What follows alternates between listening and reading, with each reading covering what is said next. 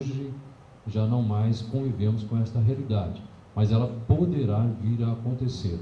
As nossas lagoas de contenção, Santa Teresa, elas estão todas assoreadas com a capacidade de retenção de água extremamente limitada. Estas represas de contenção, elas ficaram 8 anos sem manutenção. A sociedade precisa saber disso e nós podemos vir a ter problemas com as águas pluviais se nós não cuidarmos adequadamente disso. Precisamos ter indicadores de performance dos serviços e sistema de informação. O DAERP está na idade da pedra. Nós não temos informações confiáveis. Até o ano passado, isso foi inclusive matéria de televisão, os indicadores que foram passados do Sistema Nacional de Informação de Saneamento Básico no Ministério da Cidade foram todos fraudados para obter financiamentos. Por isso, hoje nós estamos trazendo para a sociedade informações, por exemplo, essa de que nós desperdiçamos uma quantidade fantástica da água que produzimos, da água que chega até a sociedade. Então, esses princípios básicos, é apenas para nós começarmos a discussão, que eu acho que o importante aqui é vocês falarem, e nós não, é os anseios que vocês têm. A dona Aparecida aqui do Parque Ribeirão, que veio falar comigo da questão, a nossa caixa d'água foi limpa? Eu não sabia responder para ela, provavelmente foi que o pessoal tinha programado essa limpeza. Mas assim, de nada adianta um plano diretor bonito, nada adianta virmos aqui falar para vocês, se não chegar água de qualidade, se não tiver água, se o preço, se não tiver sustentabilidade econômica, se a tarifa não estiver de acordo com a capacidade de pagamento da sociedade. Então, tudo isso é bonito, mas vai refletir no bem-estar da sociedade, vai refletir no bolso de cada um. Então é um assunto extremamente sério e é com esta seriedade que o prefeito Nogueira nos determinou no DAERP para que nós possamos dar respostas a todas as indagações, a toda a política municipal de saneamento básico. A hora que assumirmos, então, no final do ano que vem, comecinho de 2019, resíduos sólidos, drenagem urbana e limpeza urbana, nós já precisamos estar com um plano municipal de saneamento básico e nós vamos estar trabalhando já no começo do ano para que isso aconteça. Era o que eu tinha para falar, fico à disposição para que se fizer necessário. Muito obrigado. Só acrescentando que o artigo do plano diretor 74 a 87 traz essa pastinha que vocês têm na mão. O artigo 74 e 87 trata destas questões com mais detalhes. Obrigado.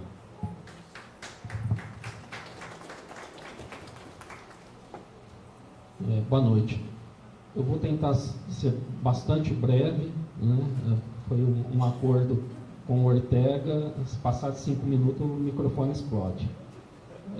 Embora meio ambiente seja uma questão fundamental, o fato de passarmos rapidamente por esse tema não quer dizer que ele não seja tratado no plano diretor.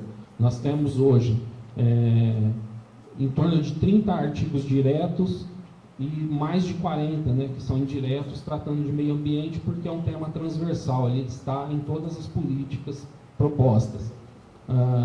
Então, como princípio básico do plano diretor, não da política de meio ambiente, já aparece preservação, conservação e recuperação do meio ambiente, sustentabilidade financeira e socioambiental da política urbana e, muito importante, estabelecimento de critérios ecológicos de justiça social para a orientação do pleno desenvolvimento das diversas funções sociais da cidade.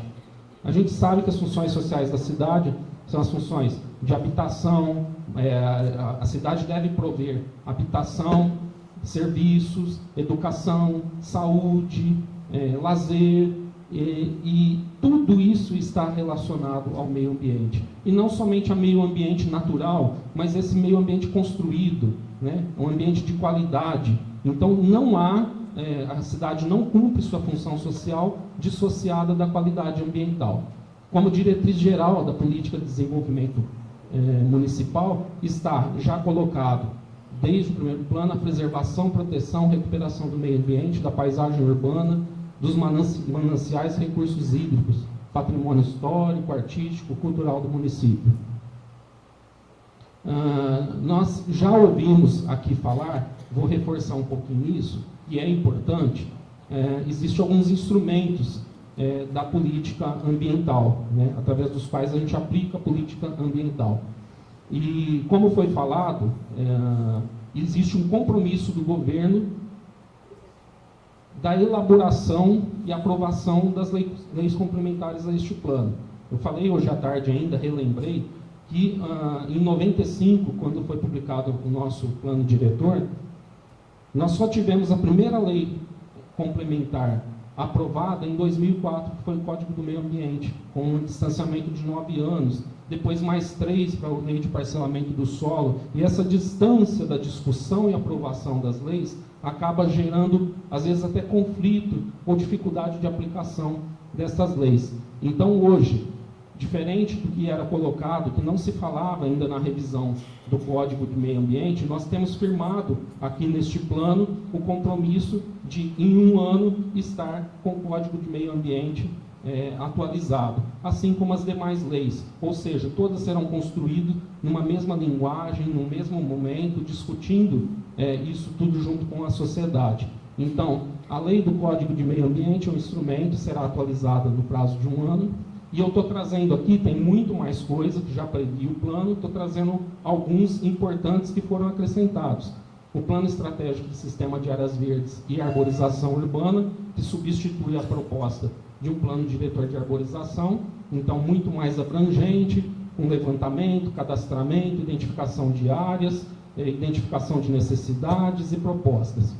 Plano Municipal de Mata Atlântica e do Cerrado, porque é previsto isso na lei da Mata Atlântica.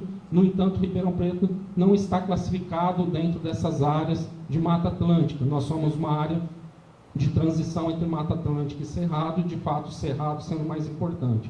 Então nós estamos acrescentando um plano municipal de Mata Atlântica e de Cerrado, que trabalha toda a questão de levantamento, atualização das nossas áreas, dos nossos fragmentos florestais, levantamento de fauna associado a esses fragmentos, possibilidade de corredores ecológicos, enfim, todo o tratamento dessas áreas naturais. O Plano Municipal de Mudança do Clima, que também é um elemento novo, muito importante, e que vai trabalhar aí ações aí de mitigação, principalmente voltadas a transporte, energia, gerenciamento de resíduos, construção civil, entre outras coisas. E a instituição de unidades de conservação. Nós já temos uma unidade de conservação com o projeto de lei sendo elaborado na margem do córrego Tamanduá, e na sequência dessa área nós temos toda a área do Rio Pardo, com grandes várzeas, com áreas naturais muito importantes, e que a gente tem toda essa intenção de desenvolver e discutir com a sociedade implantação de unidades de conservação, parques urbanos, etc. O macrozoneamento ambiental. Essa foi a base do plano diretor de 95, né, porque definiu, através do macrozoneamento, a zona de uso especial, que é a zona que está sobre a zona de recarga do aquífero Guarani. A zona de uso disciplinado, restante do município, além das áreas de preservação permanente, remanescentes, são as zonas de proteção máxima. Essa base continua, é a base ainda do nosso plano, e, então, falando sobre esse zoneamento, que disciplina muitos usos dentro do nosso município, pode passar, Lanchote, nós entramos aqui numa questão importante para nós, e eu acho que isso é marco desse plano diretor. Nós vamos enfrentar com coragem e com clareza a questão da recarga do aquífero Guarani, colocando no plano mecanismos e diretrizes, aliás, para proteção real do aquífero Guarani. Porque nós tivemos e temos, geralmente, em Ribeirão Preto, uma discussão muito rasa e vaga a respeito do aquífero Guarani, como se a proteção deste dependesse simplesmente de áreas permeáveis. E a questão vai muito além disso, né? Nós temos estudos, inclusive, que comprovam que nós conseguimos ter uma recarga muito maior, disciplinando essa recarga, e não deixando na situação atual. Então, nós estamos com esse enfrentamento. Eu coloquei ainda hoje, dizendo que eu iniciei o dia lendo mais uma matéria no jornal, falando do aquífero Guarani na Zona Leste, onde ele pode ser visto em lagoas. Isso é um maior absurdo para quem realmente conhece desse assunto. Aquífero Guarani, os poços, por exemplo, de abastecimento do DAERP, que captam água nessa região da cidade, tem 60, 80 metros de profundidade para buscar a água do aquífero Guarani. Não existe água do aquífero Guarani visível aos olhos em Ribeirão Preto. Então, nós vamos enfrentar essa discussão. Não continuar com esse discurso vazio a respeito de proteção e focando simplesmente em áreas permeáveis. Precisamos entender que a verdadeira proteção passa pela redução do consumo consciente de água. Não podemos ter o consumo que temos hoje, que é muito acima da média nacional. Passa por essas ações que o Afonso estava colocando do DAERP, de redução de perdas, passa pela busca de alternativas de abastecimento, porque nenhuma alternativa vai ser sustentável se depender só de aquífero Guarani. Ribeirão Preto é uma cidade muito grande hoje, uma população grande, e é uma das únicas com essa população que faz o seu abastecimento totalmente por água subterrânea. Na maioria do mundo, a maioria das cidades são abastecidas por águas superficiais e nós temos água de qualidade em Ribeirão Preto para isso. Então, nós queremos assumir no plano diretor que conseguimos proteger o aquífero Guarani, disciplinando a ocupação da Zona Leste e não abandonando. Nós temos... Passa um pouquinho, Lanchote. Nós assumimos o compromisso, na lei de parcelamento e ocupação do solo, de fazer o plano estratégico de ocupação da Zona Leste, e que ele deve prever a criação de sistema de áreas verdes, formados por parques remanescentes florestais integrados por meio de corredores ecológicos e de fauna, estudo e gerenciamento dos passivos ambientais existentes. A Zona Leste, com toda a importância que ela tem, pelo fato de estar sobre a zona de recarga do aquífero Guarani, é a região da cidade de Ribeirão Preto com o maior número de fossas. Isso é proteger o aquífero Guarani. É a região com o maior número de pontos de descarte irregular de entulho, de invasões, de ocupações irregulares, uma série de problemas que afetam diretamente a qualidade do aquífero. Então, mapear todos esses passivos ambientais é extremamente necessário e tem que constar desse plano. Solução de passivo urbanístico relacionado ao sistema viário. Solução dos passivos relacionados ao saneamento básico, especialmente coleta de esgoto e drenagem pluvial. Por quê? Porque é uma região com vários condomínios que ainda não estão com o seu esgoto ligado ao sistema público, que leva até a estação de tratamento. A mesma coisa com a drenagem. Nós temos bairros sobre APP, sobre áreas que não têm mais áreas de preservação permanente. Disciplinamento de atividades antrópicas. É claro que num parcelamento do solo, não é qualquer indústria, qualquer empresa, qualquer atividade que pode ser instalada. Então, isso tem que acontecer por meio de licenciamento ambiental definido, discutido com a sociedade. A preservação da foz do córrego de esgoto com o Rio Pardo, que é o melhor local hoje para a implantação de uma estação de tratamento de água, captação e tratamento de água do Pardo. Controle de qualidade, de quantidade e qualidade de água infiltrada.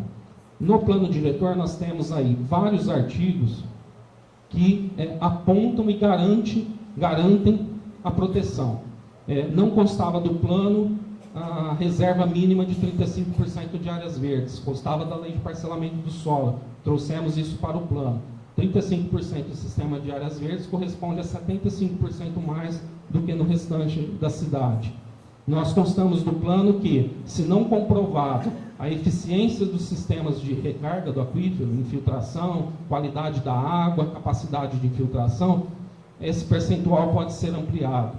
Nós constamos também que nenhum projeto protocolado a partir da vigência desse plano pode ser aprovado naquela região antes que seja aprovado este plano de zoneamento com as diretrizes de ocupação sustentável. Então, isso também garante que nada será feito em prejuízo ao aquífero.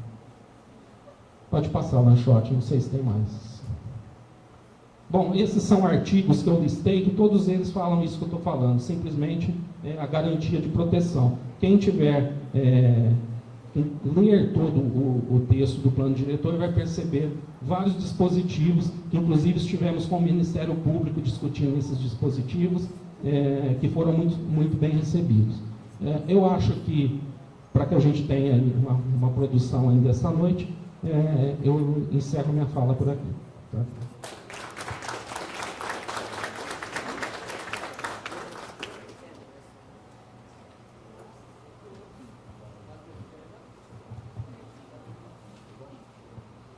Boa noite a todos. Eu represento aqui a Transerp, a equipe da Transerp, que é liderada pelo superintendente Antônio Carlos de Oliveira Júnior. Nós vamos falar aqui de diretrizes gerais, uma vez que cada item que é de importância, que é segurança viária, mobilidade urbana, plano de cargas no município e a lei do plano viário da cidade, serão objetos daqueles projetos que serão realizados um ano depois da promulgação da lei do plano diretor. Então, como princípio básico, nós temos a universalização do acesso à cidade, a garantia de acessibilidade a todos os indivíduos no município, a melhoria da qualidade ambiental e o controle dos impactos no sistema de mobilidade gerados pela ordenação e parcelamentos do solo. Aí refere-se aos polos geradores de tráfego, que causam impacto, geram viagens e causam impacto no sistema viário, né? Estruturar o crescimento do município por meio das diretrizes viárias, que significa discutir hierarquização viária, vias arteriais, coletoras e locais, né? Fortalecer a conexão entre os centros e os bairros, de modo a garantir mobilidade intra-urbana e valorizar os subcentros. Nós estamos discutindo aí o princípio da cidade policêntrica, vários centros urbanos, você diminui o deslocamento das viagens, né? Promover a melhoria do sistema de circulação através da descentralização das atividades geradoras de tráfego, estipulando novas centralidades, de novo, reforçando a questão da policentralidade. Estruturar e incentivar o transporte não motorizado no município, né? Nós temos aqui em Ribeirão Preto uma divisão modal entre os modos de viagem, transporte individual, transporte coletivo, transporte não motorizado, muito concentrado no transporte individual. Vocês conseguem perceber isso, notadamente, nos horários de pico da cidade, né? Se nós pegarmos de 2010 a 2017, a taxa de crescimento populacional foi de 1,7%, enquanto a taxa de crescimento do veículo foi da ordem de 3,6%, né? Nós saímos de 0,65 veículos por habitante aqui em Ribeirão Preto, e agora em 2017, a estimativa de 0,74 veículos por habitante. Se pegarmos o número de domicílios na cidade com a projeção do IBGE, nós temos hoje 306 mil automóveis de passageiros para mais ou menos 220 mil domicílios, que dá 1,4 automóveis de passageiros por domicílio no município. Se vamos considerar o número de motos, nós temos aproximadamente 0,59 motos por domicílio. Então, hoje em Ribeirão Preto, nós podemos dizer que cada domicílio tem uma moto e um carro, né? Priorizar as pessoas com deficiências, pedestres, ciclistas e os passageiros de transporte coletivo no uso do espaço público de circulação, garantindo acessibilidade aos meios de transportes urbanos, incentivar o uso do automóvel. Isso faz fazer parte da discussão com a sociedade, né? A gente não pode partir simplesmente, sair do transporte individual para o transporte não motorizado, transporte coletivo. Existem fases para você fazer isso. O que eu estou falando para vocês não é novidade nenhuma, esse aí é um procedimento que já foi testado e deu certo em outras cidades do mundo, né? Respeitar o direito fundamental do cidadão ao transporte, que as pessoas consigam se deslocar na cidade, evitar que gastem longos tempos de viagem, né? E que possam utilizar esses tempos de viagem em realização de outras atividades. Então você tem a promover ações de priorização ao transporte coletivo e dos modos não motorizados. E seria o quê? Incentivar o transporte coletivo, faixas exclusivas de ônibus, corredores de ônibus, o BRT, como o professor citou aqui, né? Transporte não motorizado, ciclovia, ciclofaixas, calçadões nos centros urbanos, estimular os deslocamentos curtas e viagens. Isso também tem a ver, novamente, com a cidade polinucleada. Adotar corredores preferenciais de mobilidade e de transporte coletivo como elementos estruturadores do modelo de ocupação do território. Isso aqui é um exemplo clássico, é Curitiba, né? Você tem lá o sistema, o trinário, os corredores de BRT, densamento ao longo dos corredores, né? Respeitando os conceitos das unidades de ocupação planejada, estruturar a intermodalidade no município. O que significa isso? Você permitir que a pessoa, às vezes, está na região norte da cidade, consiga acessar um terminal de transporte coletivo por bicicleta, deixa a bicicleta no terminal, pega o transporte coletivo, né? Ou vá de carro e use o transporte coletivo para acessar o centro da cidade, né? E aí, os 3 planos principais é o plano de mobilidade urbana, o plano de circulação de cargas no município, que é a questão do transporte de cargas, também caminhões, presença de caminhões, e a revisão do atual plano viário do município. Obrigado.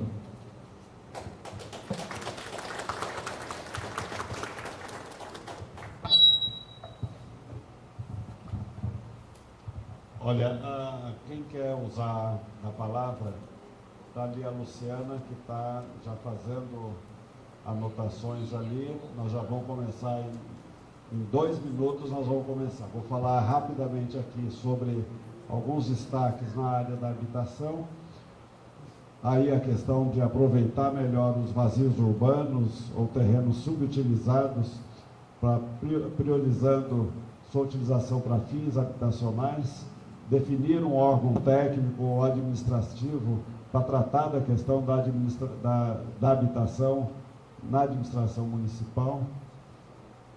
Vão adotar o PLIS, o Plano Local de Habitação e Interesse Social, como política de habitação e prevendo já no plano uma lei de HIS, uma lei específica para estimular e favorecer a produção de habitação de interesse social.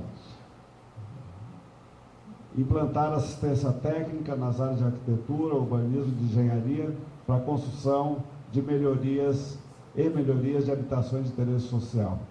Promover a urbanização da regularização fundiária, na verdade é promover a regularização fundiária e também a regularização urbanística de assentamentos irregulares existentes e consolidados e, claro, em área passível de uso habitacional. Vale dizer também, em relação às demais políticas públicas, que nós não vamos detalhar aqui, mas no plano diretor ele aborda as diretrizes, objetivos e diretrizes de políticas como educação, saúde, assistência, cultura, esporte, proteção e defesa civil, segurança urbana, também sobre desenvolvimento econômico, científico, tecnológico, também sobre planejamento e sobre gestão municipal e tecnologia para a gestão municipal. Então, nesse texto que vocês estão vendo aí, está na internet, é possível também detalhar tudo isso. Eu volto a destacar que a diretriz dada é fazermos que o plano diretor tenha dispositivos que façam jus a esse nome. É um plano diretor, ele dá diretrizes que os gestores têm que seguir. E para tirar do papel essas diretrizes, nós temos que regular aquele conjunto de instrumentos que foram mencionados aqui. Então, vocês não vão ver dentro desse texto dispositivos que é de regulamentação. Tá? Não tem nesse texto, estarão nas leis específicas. Então, concluímos aqui e vamos abrir agora as palavras. Queria dizer... Obrigado. Queria dizer que, pelo regulamento que foi publicado, cada inscrito tem até 3 minutos para fazer a sua sugestão, o seu questionamento. Como já dito, tudo filmado e gravado. Importante cada pessoa que vier falar, se apresente, nome, se quiser dizer o que faz, de que entidade participa, para poder ficar registrado e poder gravar com clareza as sugestões, as contribuições. Isso tudo vai ser usado pela comissão de sistematização. Ao final nós vamos divulgar, né, o relatório do que nós acolhemos, o que não for acolher, por que não acolheu, de forma bem transparente. Então vamos Vamos iniciar. O Jonas Pereira. Cadê o Jonas? Tem um outro microfone?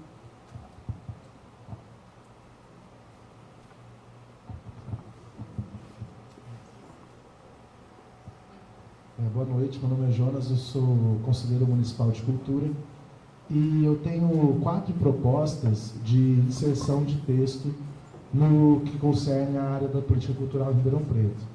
A primeira é a inserção no artigo 7 do capítulo 3, no inciso 4, dos instrumentos financeiros do Fundo Municipal de Cultura, que a gente tem no fundo, né? Aqui. A segunda é inserir no texto a peça do Plano Municipal de Cultura, porque ele é a nossa principal ferramenta de norteamento e gestão e fomento das políticas culturais da cidade. A minha sugestão é substituir o artigo 142 do texto pelo seguinte, seria artigo 142, a política municipal de cultura nortear-se-á pelas diretrizes constantes no Plano Municipal de Cultura, porque o Plano Municipal ele foi composto pela sociedade civil, abertamente em 2010, ele ainda está em vigência e ele representa a aspiração toda do trabalho do setor cultural em Ribeirão Preto. E seria esse o artigo, o restante que está constando nesse artigo 142, ele é muito